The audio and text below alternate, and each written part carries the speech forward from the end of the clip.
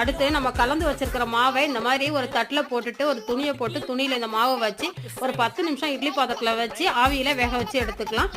ஒரு பாத்திரத்தில் 1.5 டம்ளர் அளவுக்கு தண்ணி சேர்த்துட்டு இந்த மாவுக்கு தேவையான அளவு உப்பும் சேர்த்துட்டு 1.5 டீஸ்பூன் சக்கரை சேர்த்துக்கலாம். மேல் மாவும் கொஞ்சம் டேஸ்ட்டாக இருக்கும் இந்த மாதிரி சக்கரை சேர்த்திங்கன்னா. இப்போ தண்ணி நல்லா கொதிக்கட்டும். 10 நிமிஷம் ஆவியில் வெந்த மாவை இந்த மாதிரி எடுத்து உருட்டி பார்த்தீங்கன்னா உருட்டுறதுக்கு வரணும். அதான் சரியான பதம். வேக வச்ச மாவை ஒரு அகலமான பாத்திரத்தில் சேர்த்துட்டு 1 டீஸ்பூன் நெய்யும் சேர்த்துட்டு நம்ம கொதிக்க வச்சிருக்கிற தண்ணியை கொஞ்சம் கொஞ்சமாக சேர்த்து மாவை நல்லா கலந்து விட்டுட்டு ஒரு பிளேட் போட்டு மூடி வச்சாலும் ஒரு 10 நிமிஷம் அப்படியே இருக்கட்டும். 10 நிமிஷம் கழிச்சு கொஞ்சமாக எண்ணெய் தொட்டு மாவை நல்லா பிசைஞ்சு விட்டதுக்கப்புறம் இந்த மாதிரி சின்ன சின்ன உருண்டைகளாக எடுத்து சொப்பு மாதிரி செஞ்சுக்கோங்க. இது நல்லா நைஸாக அழகாக செய்யறதுக்கு வரும். இதில் நம்ம ரெடி பண்ணி வச்சிருக்க பூரணத்தை வச்சு நல்லா உருட்டி வச்சிருங்க. கொஞ்சம் பாஸ்மதி ரைஸை ஊற வச்சிருக்கலாம். அதில் கொஞ்சமாக சக்கரை சேர்த்து கலந்து விட்டுட்டு இந்த உருண்டையை அதில் வச்சு பெரட்டி எடுத்து வச்சுக்கோங்க.